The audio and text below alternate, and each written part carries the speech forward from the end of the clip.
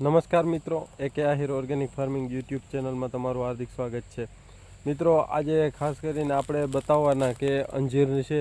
અંજીરની ખેતીમાં ખૂબ સારામાં સારું એવું એમ કહીએ તો કમાણી થઈ શકે છે અને ઓછા ખર્ચની અંદર વધારે ઉત્પાદન મળે છે. એનું માર્કેટની અંદર બજાર ભાવ પણ ખૂબ સારામાં સારો હોય છે. તો એના વિશે વાત કરવી છે અને અમે ખુદ અંજીર વાવ્યા છે. તો અંજીરનો કયા સમયે વાવેતર કરવું અને કેટલાનો જે આમ કહીએ તો લાઈનનો ગાળો રાખવો, ઝાડ જે છોડ હોય છે એનું કેટલું અંતર રાખવું અને જે એકબીજાની જે આરો હોય છે એનું કેટલું અંતર રાખવું, એ માટે ખાસ કરીને વિડીયો છે મિત્રો. એટલે વિડીયો આખો જોજો કે જેથી કરી અને તમને સારામાં સારી માહિતી છે એ મળી જાય. કેમ કે આપણે જે પાકો વાવીએ છીએ એમાં એમ કહીએ તો માવઠું અથવા અન્ય કોઈ પણ જે એમ કહીએ તો ખર્ચો વધારે આવે છે અને ઉત્પાદન નથી મળતું.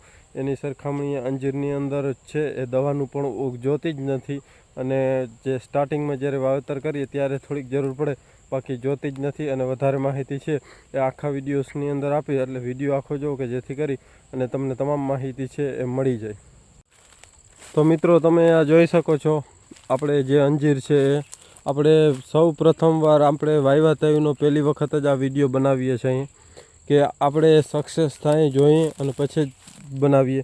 કેમ કે કોઈ પણ વસ્તુ ટ્રાયલ કરીએ એટલે તરત બનાવીએ તો આપણે પણ ખબર ન હોય. હવે આ તમે જોઈ શકો છો અંજીર જે આપણે વાડીએ જ વાવેલા છે, આખો બગીચો છે. આ બાજુ જામફળ છે, એ પણ તમને થોડાક બતાવીશ દઈશ અને એક લોંગ વિડીયો પણ એનો બનાવી નાખશું. જે નવી પેઢીને એમ કહીએ નવી બુદ્ધિના ખેડૂત મિત્રો જે આપણે સાગરભાઈ પટેલ કહે છે એ હિસાબે, કેમ કે નકર આ જીરા, ધાણા, મગફળી, કપાસ એ વાવી અને પૈસા ભેગા ન થાય, એટલે આવું જ કંઈક કરવું પડે. તમે જોઈ શકો છો કે આ અંજીરની અંદર અંજીર પણ કેટલા આવી ગયા છે. જો બધી ડાળીઓની અંદર એવું નથી એક જ ઝાડમાં. આમાં હવે પાકવામાં પણ છે અંજીર ઘણા બધા. જોઈ શકો છો આ થોડાક દિવસની અંદર પાકી જશે. અને આપણે આની વચ્ચે આંતરપાક તરીકે તરબૂચ વાવ્યા હતા.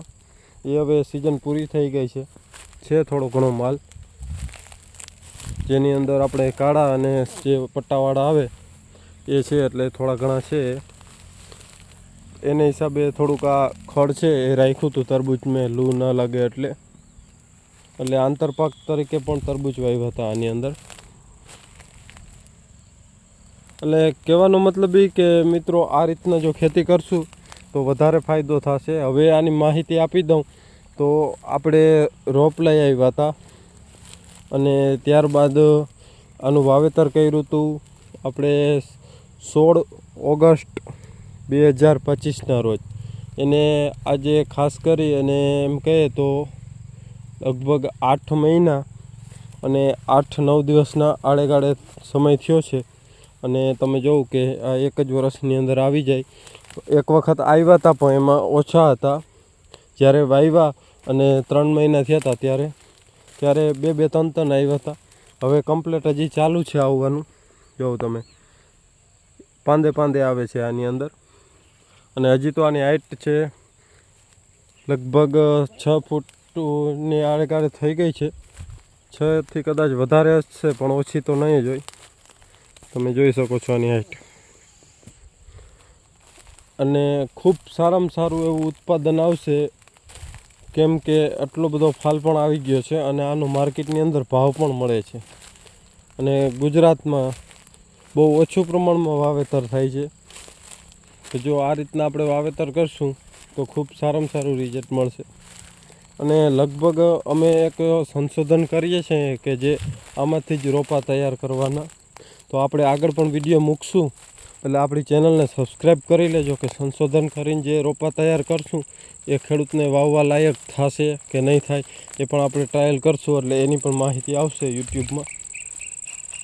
તો તમે એ પણ ખાસ કરીને આપણી ચેનલ છે સબસ્ક્રાઈબ કરી લે.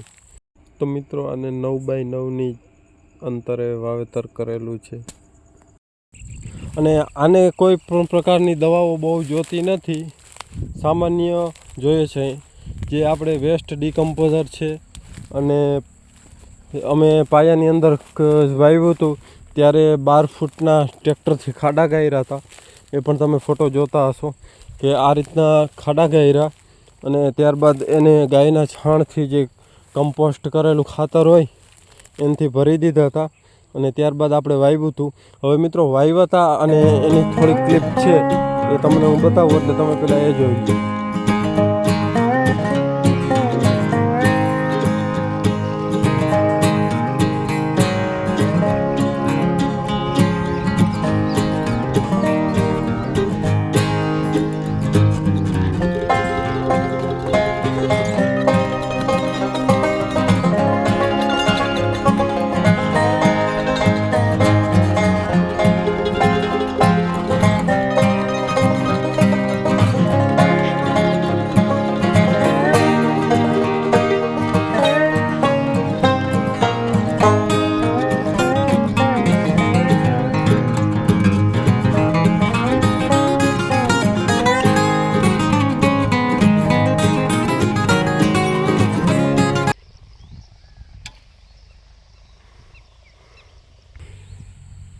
તો મિત્રો એ ક્લિપ જોઈ એટલે ખાસ કરીને જોઉં તમે કે 8 મહિનાની અંદર અંજીરમાં ખૂબ સારામાં સારો વિકાસ બધા ઝાડની અંદર થઈ ગયો છે, એવું નથી. એટલે તો મિત્રો ખાસ તમને બતાવવાનું એ જ હતું.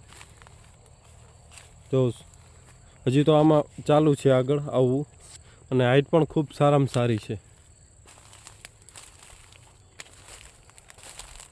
તમે જોઈ શકો છો. એમ કહે તો આમાં કમાણી ખૂબ સારામાં સારી છે, એટલે વાવવા લાયક ચીજ છે આ. બાકી તો મગફળી, ધાણા, જીરું, ચણા ને એવું વાવી અને પૈસા ભેગા ના થાય એમાં અત્યારે આપણે પ્રદૂષણ વધારે કરી નાખ્યું છે જમીનોમાં, વાતાવરણમાં બધે. એટલે વરસાદ પણ ગમે ત્યાં આવી જાય અને એમાં પણ નુકસાન આવે. આમાં ઓછું નુકસાન આવે. જો આમાંય પાક ટાણે આવે તો નુકસાન આવે, પણ આમાં ઓછું આવે. તમે જોવા અંજીર એક જ ઝાડ છે મિત્રો.